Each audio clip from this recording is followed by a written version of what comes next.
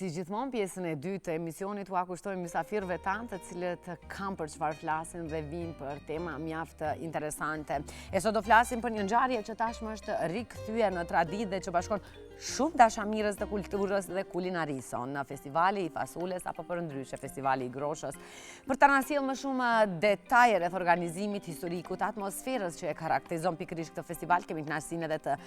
në studio të kemi edhe Metin Muharemin, i cili do të ndajë me ne emocionet, sfidat, risitë e këtij edicioni, i cili besoni apo jo është i 13 me radhë dhe veç se më seriozitetin ka filluar ta tregon ky festival, Metin apo jo? Po, veç se tani kur vin muaji shtator, shumica e njerëzve të cilët i takojmë edhe në rajonin e Pollogit, mirë po edhe në nivel shteti pyesin se kur do të jetë ngjarja dita e groshës. Edhe ne këtu e dim veç se po. Pra kur vin muaji si shtatori, ne fillojmë me përgatitjet dhe është bërë sikur edhe një farë nevoja apo obligimi ynë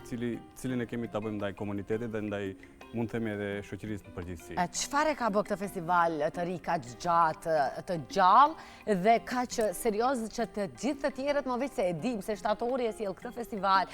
kemi këtë manifestim dhe janë mjaft të entuziazmuar njerëzit për ta parë dhe për të qenë prezent. Edhe para se të fillojmë edhe kameramanët ja të pyetën, ishte rast konkret ku veç se gjithë janë të interesuar. Më thuaj çka e ka mbajtur gjallë këtë festival 13 vite me radhë? Po, në fillim kur kemi filluar, mund se s'kemi qenë shumë të vetëdijshëm, mirë po tani pas kalimit të kohës dhe kur e shohim se kemi arrit të realizojmë mund se 13 vite, ajo që vërejmë është se gjë e parë e cila e karakterizon këtë ngjarje është se është ajo e gjithë përfshirjesh. Pra është një ngjarje e cila nuk bën dasi kulturore, mund të themi, mirë po edhe mund të themi edhe tradicionale. Është një ngjarje e cila i mbledh të gjithë njerëzit pa marrë parasysh, mund të themi edhe në backgroundin mund të themi kombëtare kështu me radhë. Është një ngjarje e cila po ashtu promovon diçka që është unike, me të cilën shumica e banorëve jo vetëm në komunën e Tearsës, mirë po edhe tërë Pollogut, pra Pollogu përfshin një rajon më të gjerë, mbi 300.000 njerëz dhe pjesa e saj përfshihet edhe më vonë mendoj edhe në pjesën e Kosovës dhe Shqipërisë, pra janë gjëra të cilat janë unike dhe gjëra me të cilët edhe njeriu më i rëndom mund të themi krenohet, pra është diçka me të cilën çdo ditë njerëzit ballafaqohen, është një ushqim të cilën më parë, mirë po edhe sot në kohrat moderne njerëzit e shfrytëzojnë mund të themi në nivel javor, padyshim që e kemi në tryezën tonë këtë gjellë, këtë fasulen të them më saktësisht, në çfarë do mundësi të ndryshme. Në vitin 2010, nëse nuk jam gabim, lindi ideja pikërisht për këtë festival. Po, lindi në 2010-ën, si organizat kemi filluar të veprojmë më herët. Jo më herët? Më herët, diku në 2006, mirë po si organizat për herë kemi tentuar që një model të bashkëjetesës të cilën e ka edhe Tearsa, edhe Pollogu, ta ngrisim në nivel më të lartë. Edhe shpesh kur kemi marrë pjesë në përkëmbime të ndryshme në nivel ballkanik, pra në shtete të ndryshme, qoftë Kosovë, Serbi, Shqipëri e kështu me radhë, çdo herë jemi ballafaqoar me atë se ju jeni të njohur me fasulin, për cilën edhe pak edhe në disa raste edhe ne s'kemi qenë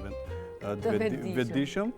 Edhe ne bënim lloj-lloj aktivitete dhe 2010-ën duke insistuar edhe mendoj si organizat, mirë po edhe me mbështetjen e një organizate të atëhershme zvicerane Pro Helvetia, të cilët edhe na mbështetën edhe financiarisht, edhe ne vetëm vendosëm brenda një jave se këtë javë do të bëjmë një ngjarje me të cilën duam diçka të kremtojmë, pra në muajin shtator e kështu me radhë. Edhe ditën e nesërme ajo që bëri buj ishte ngjarje, pasi patëm mediume në nivel nacional, patëm mediume mysafirë edhe nga shtete tjera, dhe prej atij momenti kuptuam se kemi bërë diçka të jashtëzakonshme dhe diçka që çdo vit do duhet ta vazhdojmë, pasi është një farë nevojë e kohës, në temin në atë kohë. Pasi që ka aq shumë vite, para se ta filloj edhe me pyetjen për festivalin, në vitin e ardhshëm festoni 20 vjetorin e organizatës. Do keni ndonjë? Po kemi sepse 20 vjet nuk janë pak. 20 vjet është pra goxha një periudhë gjatë kohore, pasi planifikojmë përveç kyçjes së të gjithë njerëzve të cilët do të kenë mundësi të marrin pjesë në një dokumentar të cilët do të flasin për mendoj arritjet e organizatës. Duam që edhe në atë rast edhe të festojmë në mënyrë mund të themi edhe masovike edhe ngjarjen e groshës, jo edhe vetëm në teatr, por kemi edhe ide tjera të cilat mund të shohim këmbim me organizata tjera të cilat realizojnë ngjarje të ngjashme, qoftë në Maqedoni, mirë po pse jo edhe jashtë, le të na njohim edhe pak jashtë për vlerat dhe traditat që i kemi. 13 edicione më saktësisht nga viti 2010, si vjet janë 15 vite që ky festival organizohet, rimendohet, normalisht ndryshime të ndryshme, cilat janë ndryshimet më të mëdha që janë hasur në këtë festival nga fillimi i festivalit, pra nga edicionet e mëparshme, çfarë ka ndryshime në organizim, në program, në përfshirje të komuniteteve të ndryshme, sepse e potencua disa herë se juve mundoheni që të gjitha komunitetet i përfshihen dhe të gjithë të ndihen të mirëseardhur dhe të rëndësishëm pikërisht në organizimin e këtij festivali. Pra ajo që çdo vit mund të themi mendoj është si skeleti i ngjarjes, mund të themi, është pjesa e ushqimit, cilën s'kemi mundësi ta ndryshojmë, është deri diku e njëjta. Mirë po gjatë viteve kemi arritur të japim edhe mesazhe tjera përmes pasi ngjarja në vete ngërthen diku mbi 600 mysafir, pra çdo vit pasi kemi mundësi edhe t'i matim ato numra, ato indikator. Edhe vitet e para kur kemi filluar ka qenë pjesa e shpalljes së malit qarë si park kombëtar. Pra përmes kësaj ngjarje jemi munduar që njerëzve t'u japim një mesazh se edhe nëse bëhet diçka e mirë në zonat rurale, secili njeri ka mundësi diçka të kontribuojë për komunitetin. Më vonë gjatë aktiviteteve tjera jemi pasi kyçim, pra më vonë do flasim edhe kyçjen e trive, vullnetarëve kështu me radhë, kyçim të rinj të cilët japin mesazhe për ndryshimet klimatike të cilat ndodhin në nivel jo vetëm rajonal, mirë por në nivel global, pasi si rezultati të këtyre ndryshimeve klimatike kemi çdo vit më pak prodhime të ndryshme bujqësore. Pra për çdo vitet e kaluara, po ashtu përveç pjesës së malit qark jemi munduar që ta ngrisim këtë nivelin e bashkëpunimit nga 3 shtetet, pra Kosova, Shqipëria, pasi në ngjarje marrin pjesë edhe mysafirë, edhe prodhues nga këto shtete, pra duke promovuar ecjen në natyrë, duke promovuar jetën, mund të themi të shëndosh, pasi kemi edhe vullnetarë të huaj të cilët vinë nga Korpusi i Paqes, të cilët po ashtu janë të vetëdijshëm për këtë prodhim, mirë po edhe shumica e tyre janë edhe vegetarian dhe përmes kësaj kjo ngjarje në shumicën e rasteve promovon edhe një ushqim të shëndoshëm për të gjithë ata të cilët do të fikse dhe shumë të dobishëm. Përmendet multikulturalizmin, ka ndikuar kapërcimi i barierave pikërisht me këtë festival? Po mendoj se po, pasi çdo vit në këtë ngjarje në mënyrë mund të themi të barabartë ose u jepen mundësi të gjitha shoqërive kulturore artistike të cilët veprojnë në rajon, duke filluar nga ato shqiptare, turke, maqedone, mirë po edhe talentëve tjerë të ri, pra çdo herë nuk kufizohemi vetëm në pjesën tradicionale kulturore kështu me radhë, pra mundohemi edhe të ri të cilët veprojnë në këtë rajon, të cilët janë të shkathë në një instrument apo të cilët promovojnë vlerat të cilët janë më të përafërta për më shumë komunitete, u japim mundësi. Vitin e kaluar patëm 2 instrumentalistë të cilët mendoj kanë mundësi të performojnë në nivel ballkanik.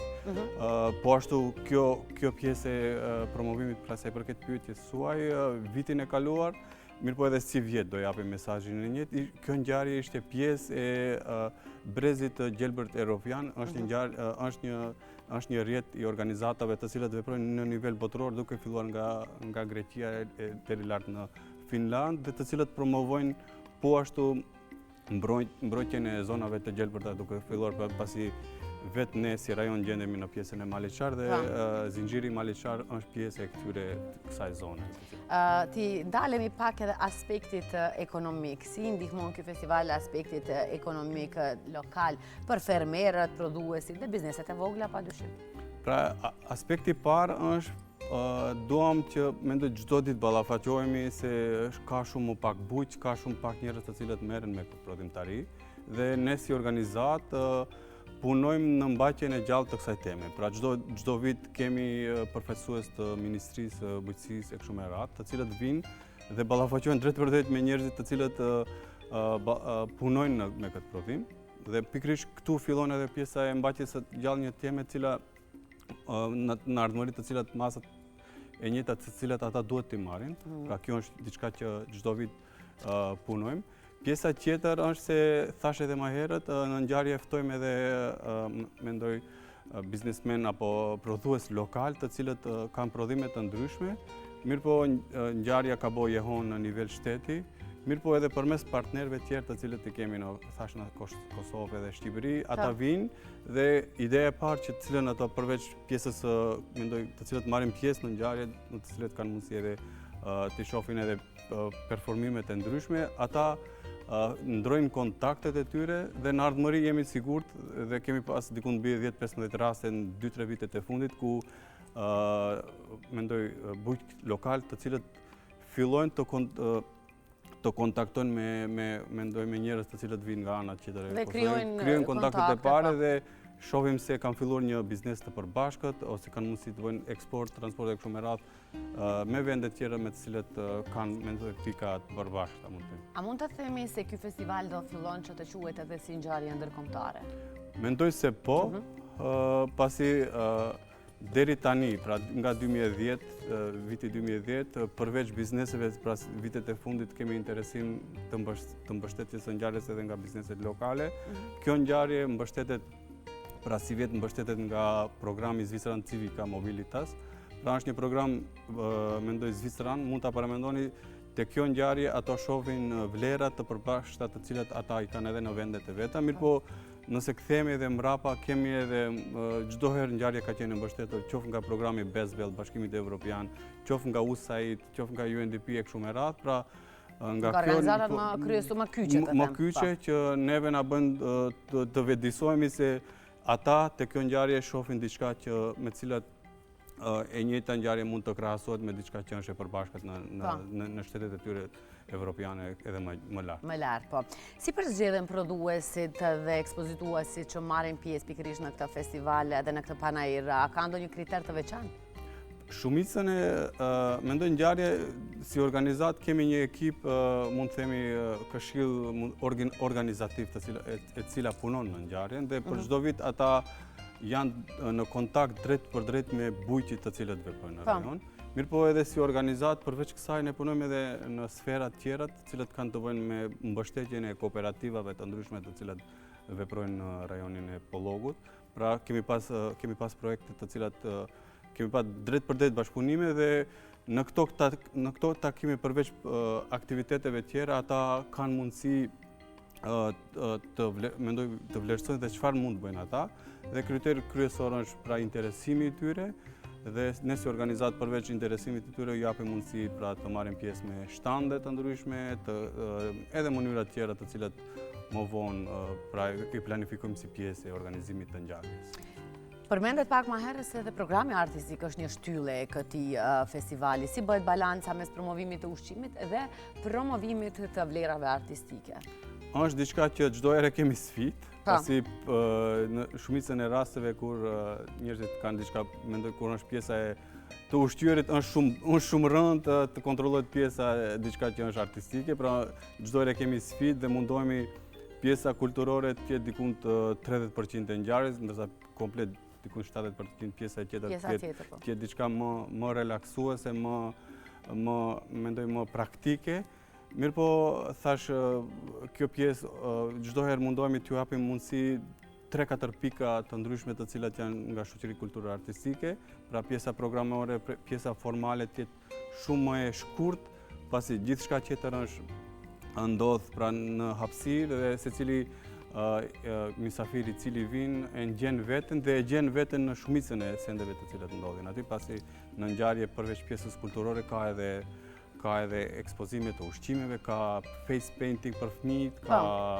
lojra të ndryshme për fëmijët, ku fëmijët me prindërit me fëmijët e tyre mund të vinë më interesant të gjenë. Pra, mendoj se ngjarja në vete është një mozaik e shumë gjërave në të cilën secili mund ta gjenë veten aty. Kur jemi te sfidat, cili në aspektin logjistik, cilat janë sfidat më të mëdha për të organizuar një festival që përfshin kaq shumë aktorë dhe aktivitete të ndryshme, sepse tani sapo përmendet që keni aktivitete edhe për ata më të vegjël, që edhe ata mos të ndihen të anashkaluar dhe normalisht mos ta kenë bezdisje sepse ata për 10 minuta mund të bezdisen në një situatë të tillë dhe mundoheni që të keni nga sferat të ndryshme, organizimet të ndryshme, që çdo kush të gjenë afërsi me këtë panajër. Më thoni se sa është e vështirë dhe cilat janë sfidat më të mëdha? Mendoj se kjo ngjarje shumicën e njerëzve të cilët janë në organizat dhe kanë qenë më herët i ka mësuar shumë gjëra, pasi nëse arrin një vullnetar të kyçet në realizimin e kësaj ngjarje, ka mundësi në ardhmëri të punoj në çdo eveniment kulturor, logjistik, trajnimi e kështu me radhë, pasi në vete ka shumë elemente, duke filluar nga pjesa praktike e sjelljes teknikës, mendoj gjërave tjera të cilat kanë të bëjnë me pjesën kulturore, organizimit të njerëzve, me fëmijëve, pra vizitës së shkollave, pasi ftohen shkolla të ndryshme, mandej pjesa e organizimit përveç thash pjesës kulturore, mirë po pjesës edhe artistike. Mendoj kjo pjesë, mendoj për çdo vit mund të themi jemi përmirësuar dhe tani e kemi çdo vit shumë të lehtë këtë pjesën e logjistikës. Ajo që diçka që është shumë sfidë është pjesa e kontrollimit të kohës, mirë po këtu kjo gjë nuk varet nga ne, mirë po si organizat kemi edhe plan B, pasi ngjarja nëse është koha me shi, planifikohet të ndodhë në sallën e shkollës, pra si organizat çdo herë kemi edhe plane tjera për realizim të suksesshëm të ngjarjes. Për realizim të suksesshëm të ngjarjes, normalisht nevojiten edhe të keni shumë njerëz, këtu do përfshihen vullnetarët. Do lidhemi pak te vullnetarët, sepse çdo vit keni vullnetarë të ndryshëm. Sa është i vështirë mobilizimi i tyre dhe pse pikërisht paraqiten si vullnetar? Çfarë motivimi kanë ata? Mendoj shumë konstatimi i drejtë kjo pjesa e kyçjes së vullnetarëve, pra mendoj se pas pandemisë është shumë rënd të rritë të kyçe në një ngjarje në fatkeqësisht, pasi shumica e tyre duan të qenë aktiv, më të themi, para telefonit, online e kështu me radhë. Mirë po,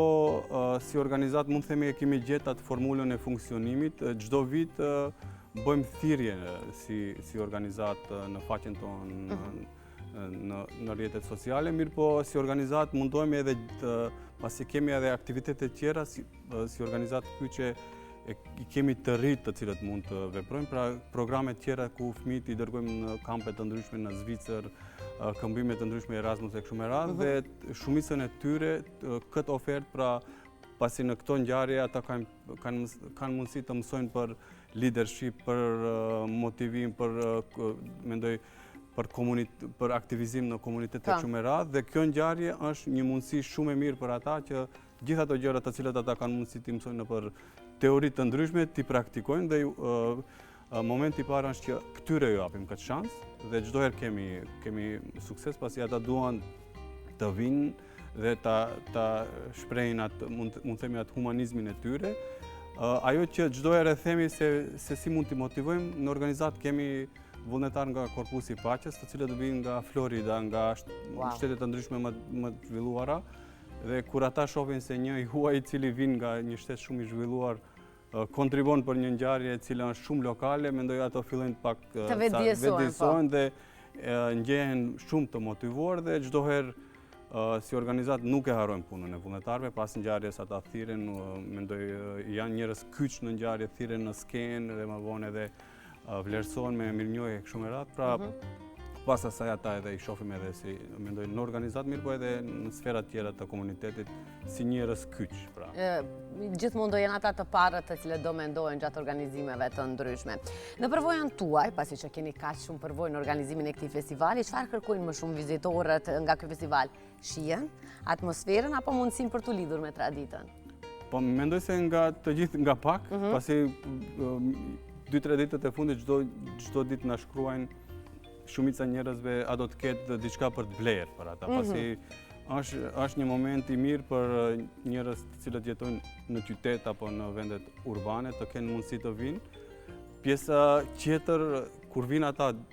pra ato vinë me një qëllim pra të blenë diçka, mirë po kur vinë shohin se ka një llojshmëri sendeve në festival dhe ata ngelin dhe mendoj se mandej kënaqen dhe është një farë mënyre si surprizë të gjitha gjërat tjera të cilat i kemi shijojnë, pra duke filluar nga prezantimet e ndryshme, duke filluar nga pjesa kulturore, pra është diçka që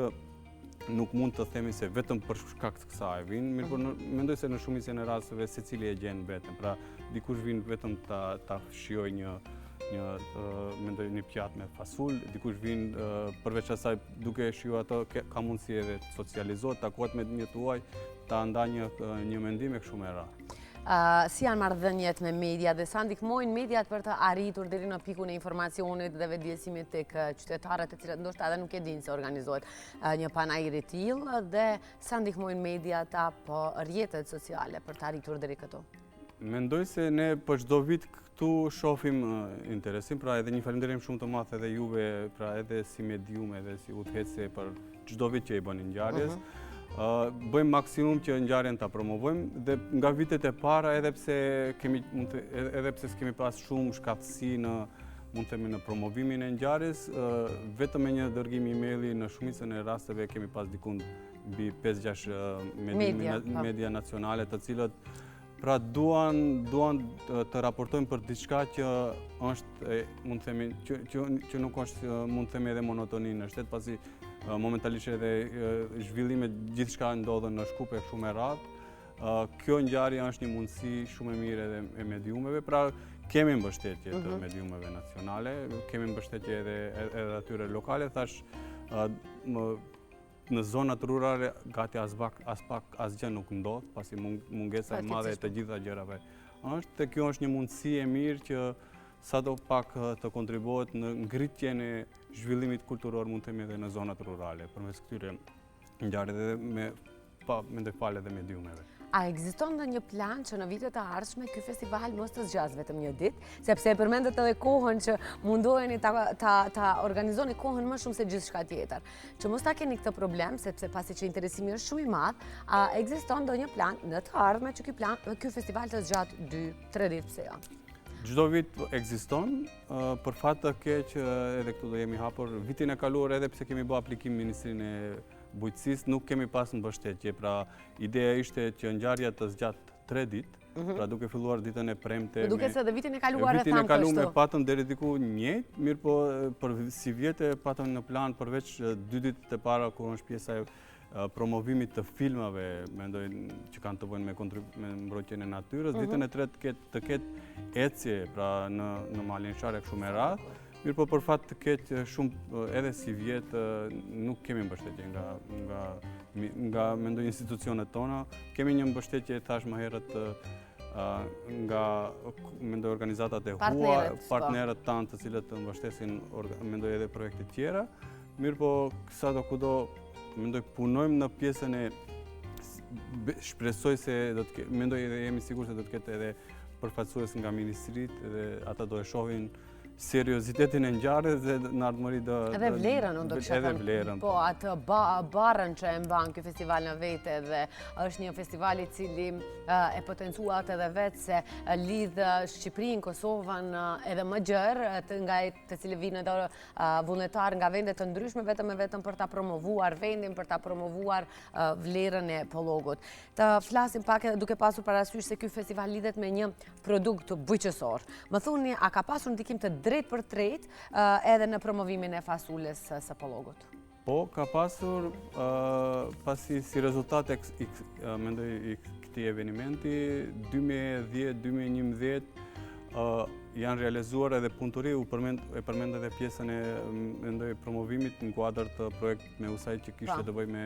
ndryshimet klimatike, pra atëherë në kuadër të kësaj ngjarje u realizuan diku mbi 3-4 konferenca dhe dikun 12 punëtori me bujq lokal dhe pas kësaj nga një entitet, mund të themi, i rajonit të komunës së Tetovës u brendu edhe fasulje mendoj e Tetovës, mund të themi groshe e Tetovës. Mirë po kjo ishte vetëm si piknisje dhe hapa tjera pa tjetër duhet t'i marrin ministrit dhe këtë brendim të cilën, pra specifikimet e ndryshme të cilët janë bërë në kuadër këtij projekti, duhet të mbrohen më shumë nga institucionet, pra duke filluar nga ministrit, pra promovimin e saj dhe të gjitha hapat tjera të cilat kanë të bëjnë mund të themi me një aktivitet më masovik, duhet të merren nga ministrit. Mirë po, si rezultat i kësaj ngjarjes, përmenda janë realizuar mbi 12 punëtori të ndryshme dhe është brendu dhe një entitet nga rajoni i komunës së Tetovës e ka të specifikuar dhe e ka të mbrojtur, pra fasolen e Tetovës. Tani ky produkt, pra mendoj ky proces vetëm duhet të merret nga institucionet dhe të bëhet paketimi, brendimi, mbrojtje e kështu me radhë. Pra hapa të tjera të cilët ne si organizat nuk mund të bëjmë, pra ideja jonë është mund të vijë deri këtu. Mirë po shpresoj në Armëri të bëhet një hap i tillë dhe të mos ndosi edhe prodhime tjera të cilat brendohen nga, për shembull ajvari, brendohet nga shteti sloven, pra nëse shkosh në Zvicër më shumë atë mendoj prodhime të ndryshme të cilat ekzistojnë tani njihen nga shtete tjera se të cilat i kanë marrë si vlera dhe po. Më thoni, ishte ky një plan për festivalin pas 5 apo 10 viteve? Si e shihni festivalin në të ardhmen? Festivalin në të ardhmen e shohim si diçka që mund një eveniment që mund të ndodhë edhe në rajonet tjera, pasi kemi miq të cilët realizojnë aktivitete ngjashme këtu në Bojan, në pjesën tjetër të Kosovës, pra në afër Prizrenit, pra ngjarje tjera që kanë të bëjnë me mbrojtjen e manaferave kështu me radhë, dhe ngjarjen tonë e shohim si diçka si një farë, mund të themi si një farë karavani ngjarjesh të cilat mund të ndodhin në nivel ndërkombëtar, mirë po jo, edhe pse jo mund të ngjarjen e njëjtë ne të bëjmë si të fillojmë të mendojmë të bëjmë si këmbim, pra diçka kjo ngjarje të ndodh në pjesën tjetër të kufirit, ata të vinë këtu te ne kështu me radhë, pra diçka që vlerat të cilat ne kemi kriju këtu mund të bartim edhe shteteve tjera dhe kombeve, mund të themi edhe nacionaliteteve tjera. Për në fund një mesazh që do doni t'ua përcjellni të gjithëve atyre që po na shohin, po edhe qytetarëve nëpërmjet emisionit ton, cili do ishte ai? Pra ditën e shtunë ora 12, nëse duan të kalojnë një ditë mund të themi pak më ndryshe nga ajo monotonia që mund ta keni në jetat tuaja, mund të themi urbane, jeni të ftuar. Jam i sigurt se secili